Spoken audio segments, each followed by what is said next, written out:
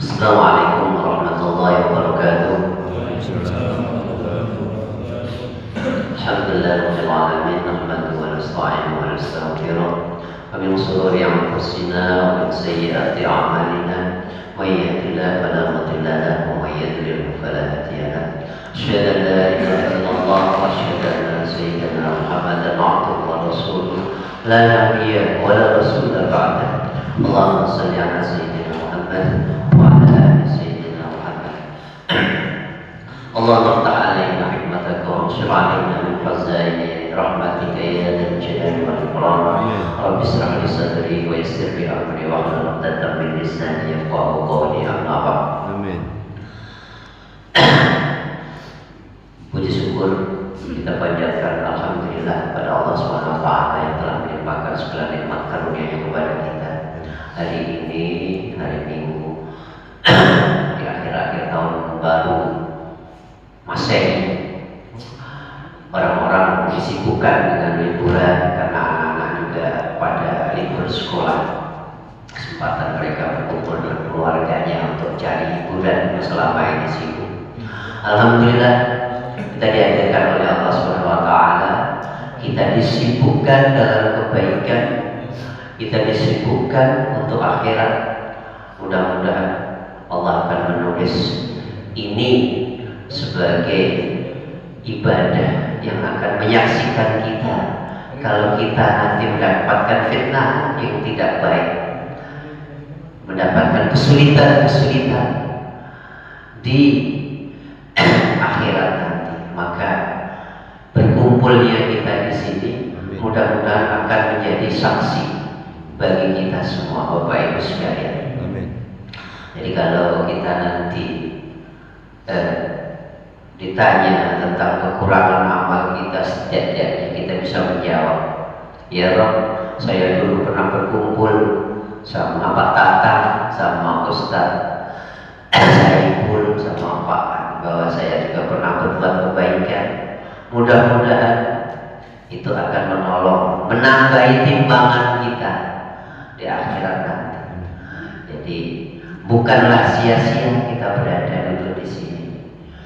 Nah, niatkan bahwa kita pertama kita niatkan untuk nuntut ilmu. Maka nuntut ilmu itu maka menjadi disamakan dengan orang-orang yang fisabilillah.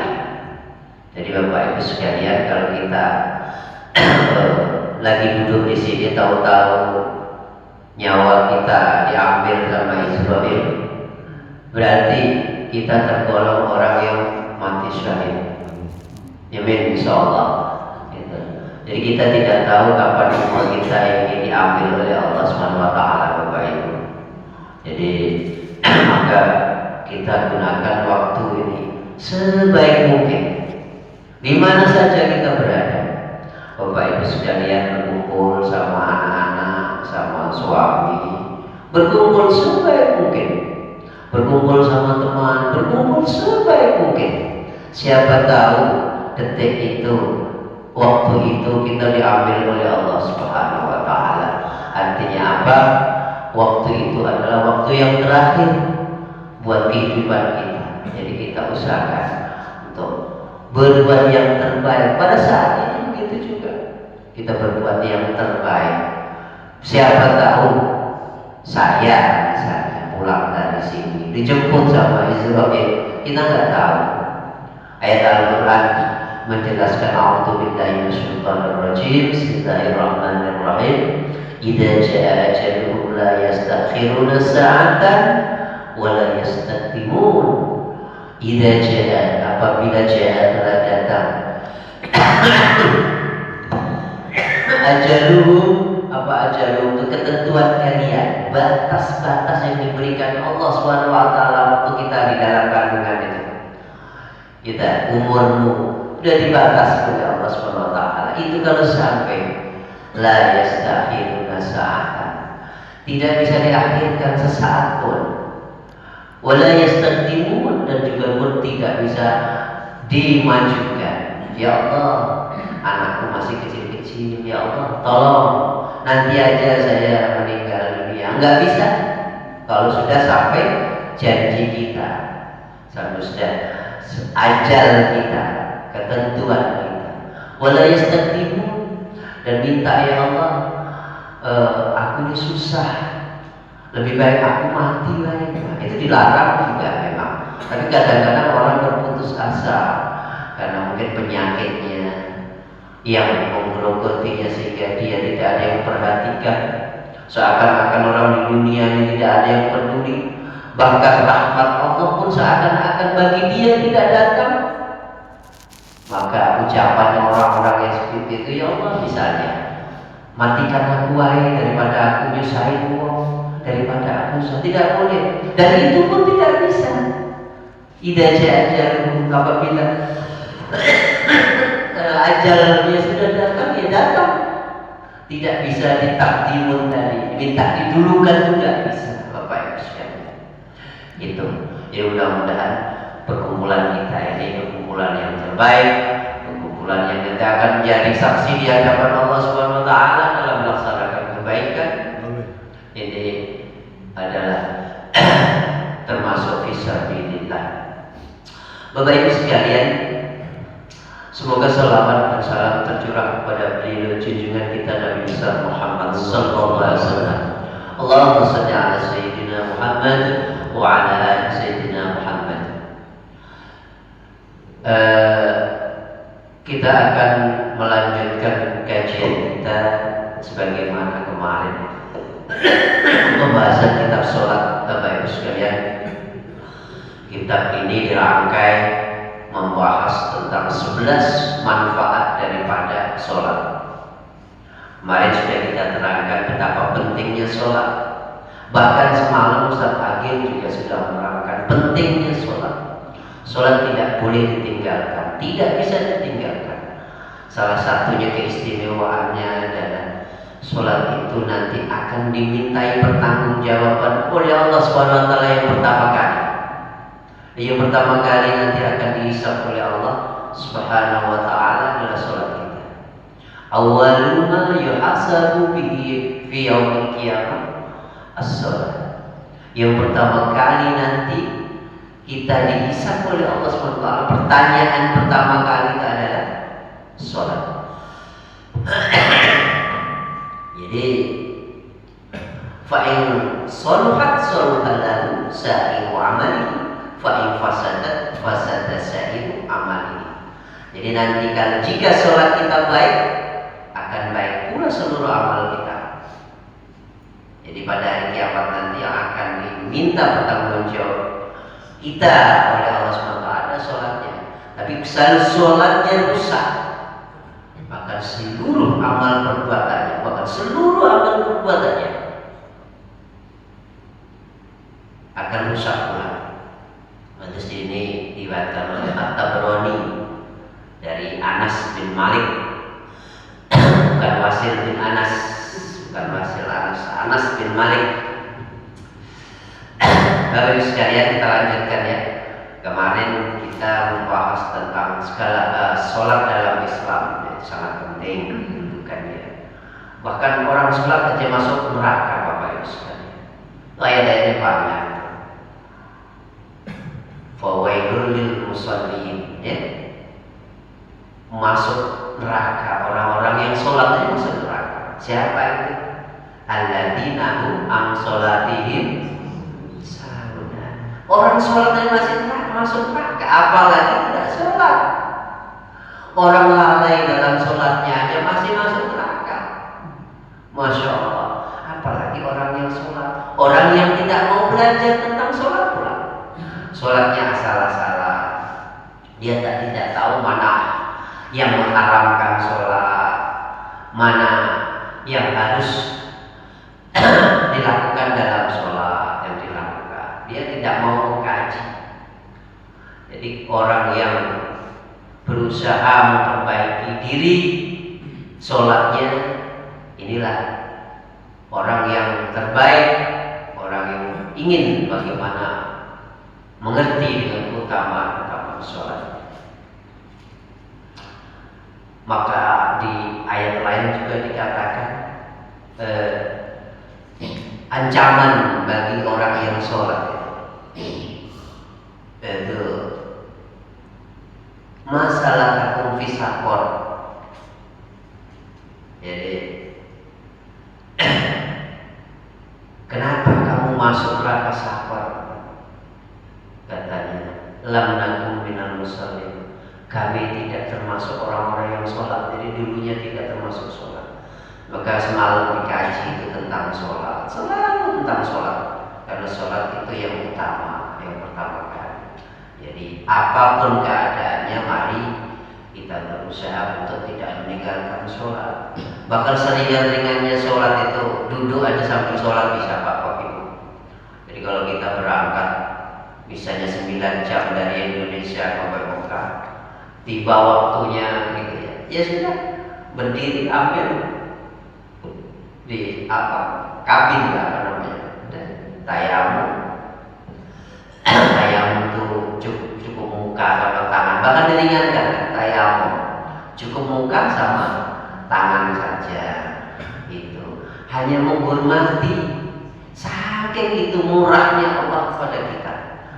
Ya, cuman ini ya, tayamum tangan ini, itu muka kemudian tangan, nggak ada nyuci kaki, nggak ada telapak, hanya salam seperti dimudahkan oleh Allah Subhanahu wa Ta'ala untuk menghormati waktu dengan sholat.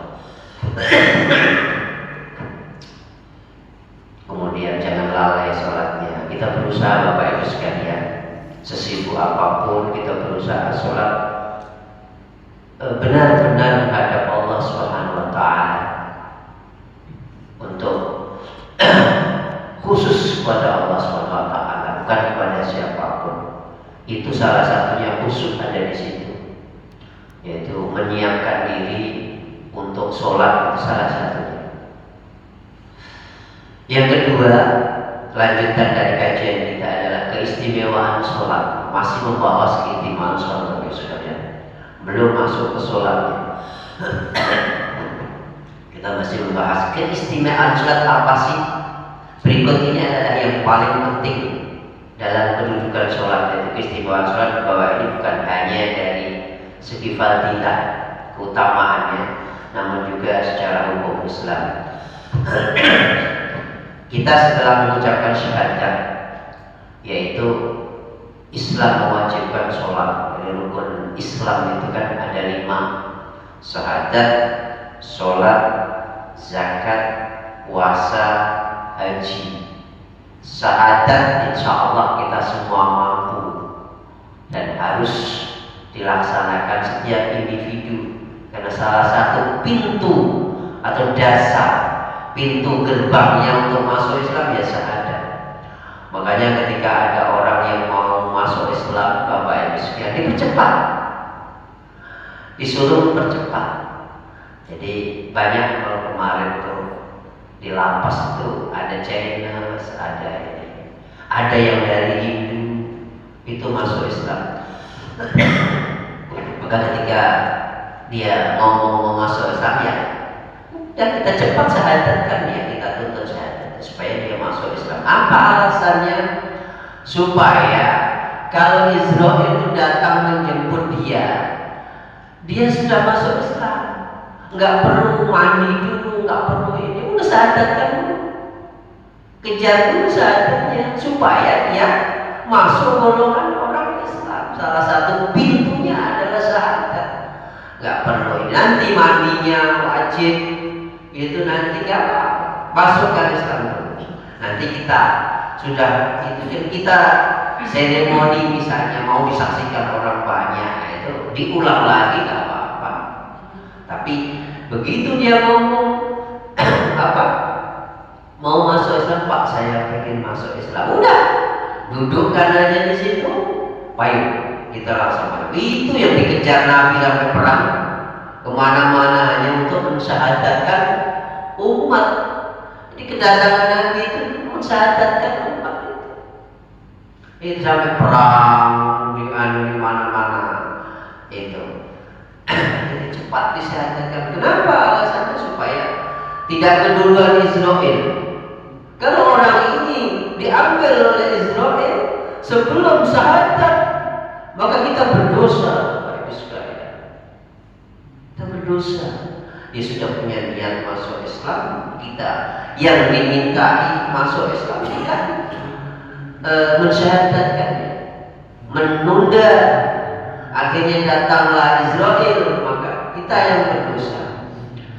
Jadi itu kan skenario Allah, ajar itu sudah ditentukan oleh Allah. Bagaimana matinya seseorang, di mana matinya seseorang sudah ditentukan oleh Allah Subhanahu wa taala. Kita selalu berdoa mudah-mudahan Allahumma atau akhiri dengan husnul khotimah. Itu yang terpenting. Makanya doa seperti doa tadi itu minta diakhiri dengan husnul khotimah. Bahkan saya mirip juga, saya tambah kalau subuh itu dengan tambahan la ilaha illallah. Karena apa? Afdalu dzikri fa'lam annahu la ilaha illallah. Seafdal-afdalnya, seutama-utamanya zikir itu adalah la ilaha illallah. Tiada Tuhan selain Allah. Itu kalau kita ucapkan di terakhir dalam kehidupan kita. Kata Nabi, man qala la ilaha illallah fi akhirih dakhala al-jannah. Barang siapa di akhir kehidupannya, kita tadi lagi ngirit Bapak Ibu sekalian, la ilaha illallah, kita dicabut oleh malaikat Israel, kata Nabi, dakhala al-jannah, maka pahalanya tidak ada balasan kecuali surga. Hadis Nabi mengatakan seperti itu. Maka yang pertama adalah syahadat, asyhadu an la ilaha illallah wa asyhadu anna Muhammadan Rasulullah. Yang pertama, pintu gerbangnya untuk masuk Islam adalah syahadat. Rasulullah SAW bersabda, bunyan Islam ala khamsin. Dibangunnya Islam itu atau ditopangnya Islam itu atas 5 hal, 5 perkara. Apa itu? Syahadati alla ilaha illallah wa anna Muhammadan Rasulullah, yaitu syahadat. Pertama itu syahadat, persaksian bahwa tidak ada Tuhan selain Allah dan Muhammad adalah utusannya. Yang kedua adalah wa iqamis shalah, mendirikan sholat, mendirikan sholat, menegakkan sholat.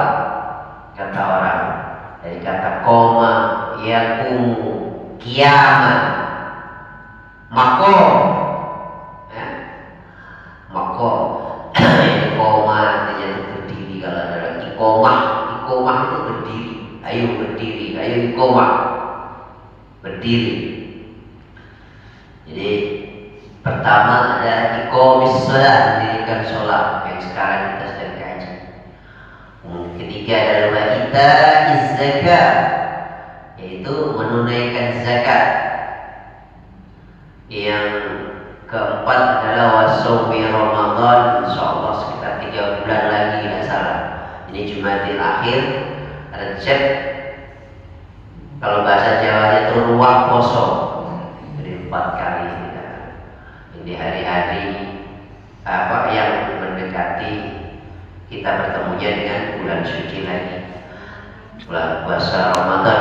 Dan mudah-mudahan nanti Ramadan nanti kalau bapak-bapak mau itikaf di sini, insya Allah nyamuk sudah nggak masuk lagi, kepi sudah nggak masuk lagi, karena dia mungkin nyaman untuk nunggu, untuk apa tadarus, untuk nunggu sahur. Alhamdulillah, hamba Allah pada nyumbang AC. Alhamdulillah dari Allah Subhanahu Wa Taala semua. Kemudian yang kelima adalah bangunan Islam tunai haji bagi orang yang mampu.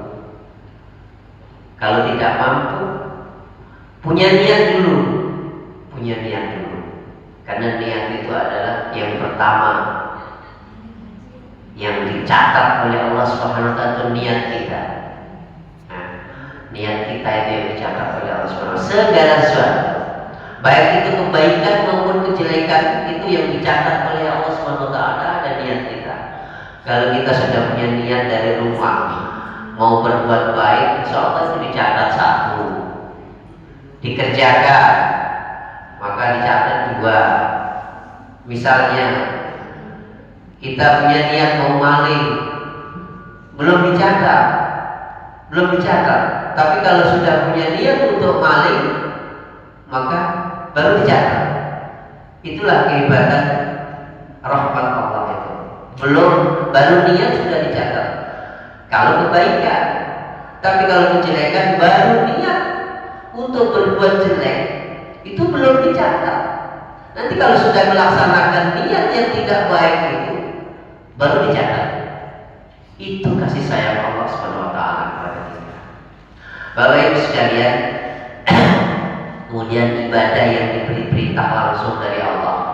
Di salah satu ibadah yang dimandatkan Allah pada Nabi Muhammad lewatnya itu adalah sholat. Ibadah-ibadah lain nggak ada, jadi langsung dipanggil oleh Allah Subhanahu wa taala Nabi Muhammad melalui Isra wal Mi'raj. Jadi keistimewaan sholat paling hebat. Anas bin Malik mengatakan, Anas lagi, furidat ala Nabi sallallahu alaihi wasallam as-salawatu lailata usriya bihi khamsina summa nuqisat hatta ju'ilat khamsan summa nudiya ya Muhammad innahu la yubaddalul qawl ladayya wa inna laka bi hadhil khamsin. Sholat diwajibkan pada Nabi Muhammad pada malam Isra dan Mi'raj sebanyak 50 waktu atau 50 kali.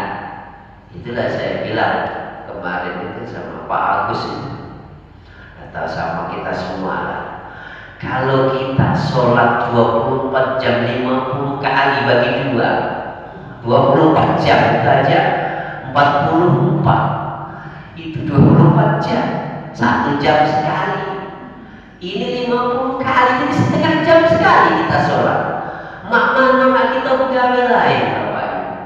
Itu kalau dulu Nabi Muhammad terima sholat itu 50 kali. Bapak Ibu bayangkan aja. Nah sekarang kita sudah dikurangi karena udah ketemu Nabi Musa. Kata Nabi Musa, Muhammad, nggak mampu umatmu itu sholat itu 50 kali. Orang sehari semalam 24 jam disuruh sholat 50 waktu. Udah bahasa Jawanya nggak kober gali gitu, nggak sempat kerja itu. Lalu berkurang menjadi 5 waktu atau 50 kali. Kemudian Allah juga Subhanahu wa taala berfirman, wahai Muhammad, sesungguhnya ketetapanku ini tak akan terganti lagi. Jadi sudah 5 waktu itu jangan dikurangi, maksudnya itu Pak, Bu. Jadi kita kasih tahu keluarga kita untuk sholat, anak kita ajari sholat, suami kita, istri kita ingatkan untuk sholat. Dalam Al-Quran dikatakan, A'udzubillahi minasyaitonir rajim, Bismillahirrahmanirrahim. Ku anfusakum wa ahlikum nar. Itu. Ku anfusakum, jagalah anfusakum diri kalian. Wa ahlikum, siapa ahlikum? Ya anakku, istriku, itu ahli kalian. Kalau ibu-ibu itu suaminya, anak-anaknya. Naro dari api neraka. Ku anfusakum wa ahlikum wa quduhan nas wal hijarah. Bahan bakarnya itu neraka itu. An-nas dan hijarah. Manusia yang tidak sholat, yang tadi itu, yang pada tanya itu, masyarakat kumpul sakor, ngapo kau masuk neraka sakor, ngapo lam naku minal musallin, karena aku dulu gak sholat. Ini bahan bakarnya. Ya waktu itu ada semua tijar. Bahan bakarnya adalah anas, manusia-manusia wal tijar dan batu-batu. Masya Allah. Apa yang bayangkan? Itulah kalau kita bayangkan sekarang ya insya Allah lah. Kita sementara oke lah kita sekarang takut dengan neraka. Nanti baru lama-lama kan kita takut kepada Allah bukan karena takut neraka. Gitu. Takut kalau kita ini tidak dikasih sayangi oleh Allah. Jadi kita ini pengen dikasih sayangi oleh Allah Subhanahu wa taala. Karena neraka, surga itu kan kehendak Allah. Kalau Allah tidak sayang sama kita, wawal, ya itu hak prerogatif Allah. Sama kita sholat, kita apapun ya. Kalau Allah tidak, Allah mau masukkan neraka ya neraka. Cuman Allah kan sudah berjanji, wa amilu sholihati, orang-orang yang berbuat baik apa pahalanya? Jannatun, surga tajri min tahtihal anhar, yang bawahnya mengalir sungai-sungai yang mengalir. Artinya janji Allah, kalau orang berbuat baik, insya Allah akan diberi pahala yang baik. Itu janji Allah. Sebentar lagi, sedikit lagi. Itulah ketentuan Allah sholat 5 waktu itu. Dan kata Allah tak akan terganti lagi. Jadi jangan sampai dikurangi. Dan sesungguhnya dengan 5 sholat ini, 5 waktu ini, kamu akan mendapati pahala yang sama dengan 5 waktu itu. Jadi 50 waktu itu pahalanya Bapak Ibu sekalian sama dengan 5 waktu yang sekarang. Yang 50 waktu Isra itu pahalanya sama dengan 5 waktu yang sekarang. Hadis ini diriwayatkan oleh Imam Ahmad. Jadi ibadah yang paling dicintai Allah itu adalah sholat. Umar menuturkan seorang laki-laki datang menemui Rasulullah lalu bertanya, ya Rasulullah, amal ibadah apakah yang paling dicintai oleh Allah Subhanahu wa taala dalam Islam ini? Lalu Rasulullah SAW menjawab, as-sholatu li waqtiha, yaitu sholat pada waktunya. Jadi kita sholat pada waktunya, artinya sholat subuh dilaksanakan di sholat subuh, bukan sholat subuh dilaksanakan di sholat duha, atau sholat subuh diqodok di sholat zuhur. Bukan. Artinya sholat yang terbaik bagi seorang laki-laki, sholat yang dicintai oleh Allah Subhanahu wa taala adalah as-sholatu li waqtiha, sholat pada waktunya.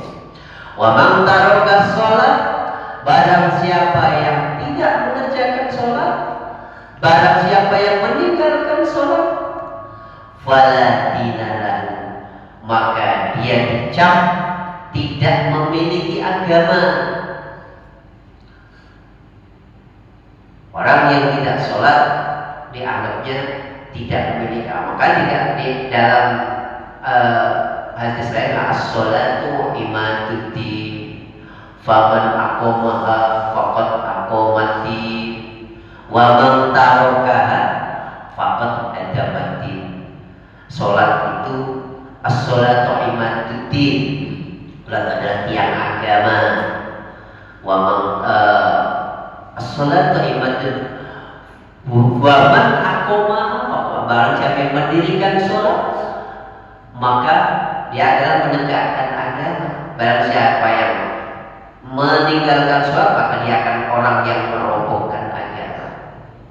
Kemudian was-sholatu imaduddin, sholat itu adalah tiang agama.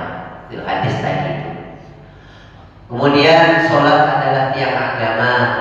Rasulullah SAW bersabda, Rasul amril Islam wa amudus sholat Wadi wal usana bihil jihad. Pokok dari semua urusan adalah Islam dan tiangnya itu adalah sholat. Jadi kalau kita tidak sholat, kita sendiri yang akan merobohkan Islam itu. Dan puncaknya Islam itu adalah jihad. Hadis ini diriwayatkan oleh Tirmidzi, kemudian Ibnu Majah, Ahmad dari Mu'az bin Jabal.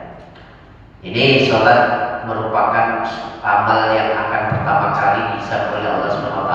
Saya katakan di depan tadi hadisnya, awal yuhasab bil abdu fi yaumil qiyamah as-sholat, fa in salahat salahalahu sa'iruhu amalihi, wa in fasadat fasada sa'iruhu amalihi. Amal yang pertama kali akan bisa oleh Allah SWT adalah hari kiamat. Di hari kiamat adalah sholatnya. Jika sholatnya baik, akan baik pula seluruh amalnya, dan jika sholatnya rusak, akan rusak pula seluruh amal perbuatannya. Diriwayatkan oleh Imam At-Tabrani dari Anas bin Malik. Kemudian wasiat terakhir Rasulullah pada umatnya. Ummu Salamah mengatakan, kana min ahli wasiyati Rasulullah SAW, yaitu as-sholat wa ma malakat aymanukum. Salah satu wasiat yang terakhir yang diucapkan Rasulullah SAW adalah sholat. Jadi sholat, jagalah sholat kata Rasulullah, dan budak-budak yang kalian miliki. Hadis riwayat Ahmad. Kemudian banyak menghilangkan sholat itu menghilangkan keluh kesah dan seperti itu. Bapak Ibu sekalian, kita cukupkan sampai sini saja. Nanti kita kapan-kapan kita akan sambung. Ini baru keistimewaan sholat. Baru berapa hadis ini? Baru dasar-dasar berapa? Masih berapa lembar? Ini baru ini Pak. Keistimewaannya saja. Jadi kita masih ada 3 lembar untuk mengejar kepada sahnya sholat. Ini baru ini. Baru keistimewaannya, kita baru ngaji selembar, masih ada 3 lembar. Jadi untuk menuju syarat sahnya sholat, baru keistimewaannya. Supaya mengapa? Supaya kita tahu betul-betul apa sih sholat itu, untuk apa sih. Sehingga kalau kita tahu ilmunya, insya Allah kita akan mengutamakan sholat daripada pekerjaan-pekerjaan yang lain apabila sholat sudah sampai waktunya. Jadi setidaknya kita mempersiapkan diri untuk melakukan persiapan sholat. Jadi itu salah satunya untuk menuju kekhusyuan sholat. Mudah-mudahan walaupun sekelumit, walaupun sedikit apa yang kita sampaikan dari kitab ini, mudah-mudahan akan menambah keimanan kita. Semakin kita ini, umur kita ini semakin tua Bapak Ibu sekalian, setidaknya kita tujuan kita untuk pulang kepada Allah SWT atau lebih dekat kepada Allah, itu maksudnya. Jadi jangan semakin tua bukan sama perhatiannya sama Allah, malah kita disibukkan oleh kehidupan-kehidupan yang nanti tidak akan menolong kita. Yang kita kejar dunia, kita tidak akan menolong kita kecuali dunia-dunia yang kita dapat dan kita amalkan menjadi amal jariah. Itu yang salah satunya kata Nabi, idza batatnu anta min qatu amalillah min salasin, itu 3 perkara kata Nabi. Salah satunya kita kejar, kita kumpulkan, yaitu sedekah jariah. Sedekah jariah yang bisa kita kasihkan kepada orang lain. Nah, itu ya. Kalau kita tumpuk hanya memberikan fitnahan-fitnahan bagi anak-anak kita, pertengkaran-pertengkaran kita, Masya Allah, itu akan menyusahkan kita di alam kubur nanti, di alam selanjutnya. Kita akan pulang, mari kita siapkan diri. Ghodan dalam surat Al-Hasyr, lugot, persiapan segala apa yang kau persiapkan tentang hari esok, inilah yang kita persiapkan. Kalau harta ya kita sedekahkan. Kalau ada rezeki sedikit sedekah nggak perlu banyak. Sedekah itu nggak perlu banyak. Kata Nabi, apa sih yang disenangi oleh Allah itu? Ayyuhul amali ilallah. Nabi ditanya sama sahabat, apa amalan yang paling dicintai oleh Allah itu ya Rasulullah? Katanya, adwamu wa inqala. Kamu sedekah 1000 aja, tapi terus menerus ini yang paling sedekah. Bukan sedekah blek sebanyak itu tapi setahun baru sekali. Itu tidak, bukan itu amalannya. Sehari 1000 kita masuk ke dalam masjid itu celengan tiap hari. Wahai kolanya itu yang disenangi oleh Allah. Sama dengan kita nuntut ilmu ini. Nuntut ilmu itu kita tidak perlu lama-lama nuntut ilmu ini. Sedikit kita niatkan, meniatkan begini Bapak Ibu, membuat apa sih amalan aku ini yang disenangi oleh Allah. Itu aja sebenarnya. Banyak amalan yang disenangi oleh Allah. Kalau ibu-ibu bagaimana menyenangkan suami, maka itu juga menyenangkan amalan-amalan yang disenangi oleh Allah SWT. Bapak-bapak bagaimana menyenangkan istri, apapun yang menyenangkan istri, yang istri itu ridho dan senang, maka Allah akan ridho. Itu sama lah anak-anak juga menyenangkan. Kalau anak-anak menyenangkan orang tua, mencari ridho yang menyenangkan, maka Allah ridho. Itu aja yang kita cari. Masalah nanti dapat ilmu kajian kita atau tidak, doa Allah. Kita sudah punya niat untuk menuntut ilmu. Insya Allah kalau orang kita mendengarkan kajian-kajian pasti insya Allah dapat ilmu. Maka saya kemarin semalam juga bilang, yang namanya Ibnu Hajar. Ibnu Hajar itu dulu dipondokkan ngaji, itu saking bodohnya itu berlari dia, nggak mau untuk ilmu. Ibnu Hajar sang penulis kitab itu udah karena bodoh dia itu pulang berteduh karena hujan. Apa? Lihat apa itu hujan itu menetes di tanah yang keras itu. Tanah yang keras itu ditetesi oleh air. Akhirnya air itu di tanah yang keras itu, batu yang keras itu mulailah bahasa Jawanya itu dekok itu apa ya Pak? Lekuk. Jadi batu itu lekuk. Itulah Allah mengilhamkan kepada Ibnu Hajar yang penulis kitab itu akhirnya apa? Orang batu aja kena air aja lekuk, apalagi otak saya ditimpa dengan ilmu. Insya Allah pasti aku terima kajian-kajian dari ustaz maupun dari kiai. Itu aja dia balik ke mondok. Itu jadi sang pengarang kitab Ibnu Hajar. Kenapa dinamakan Ibnu Hajar? Ibnu artinya anak, Hajar itu batu. Jadi anak batu. Riwayatnya seperti itu. Bapak Ibu sekalian, sudah jam 6. Kita akan kegiatan yang lain juga. Mudah-mudahan Allah SWT memberikan tambahan kita ilmu, setidaknya diberikan pahala. Satu, niat kita. Mudah-mudahan kita duduk bersama-sama ini, sama-sama menyaksikan bahwa kita berada di tempat yang baik. Dan mudah-mudahan ini akan menjadi saksi, karena semua perbuatan kita akan menjadi saksi. Sholat kita itu akan menjadi saksi, tempat sujud kita itu akan bersaksi. Makanya kadang orang sholat sunat pindah-pindah, karena itu akan menjadi saksi. Sholat sunat di sini, nanti sholat sunat di sana. Itu punyanya Pak, biar nanti menjadi saksi. Tempat kita sholat nanti di hadapan Allah SWT. Dan tutup kajian kita. Kalau ada salah, saya mohon maaf. Mungkin ini dari saya pribadi. Kalau yang benar semuanya adalah dari Allah SWT, petunjuk dan bimbingan dari Allah SWT. Assalamualaikum warahmatullahi wabarakatuh. Kita berdoa. Astagfirullahaladzim, astagfirullahaladzim, astagfirullahaladzim. Allahumma salli ala sayyidina Muhammad wa ala sayyidina Muhammad sayyidil awwalin wal akhirin wa sallim radhiyallahu tabaraka wa ta'ala sahabati Rasulillah ajma'in. Bismillahirrahmanirrahim. Alhamdulillahirabbil alamin. Hamdan syakirin, hamdan na'imin.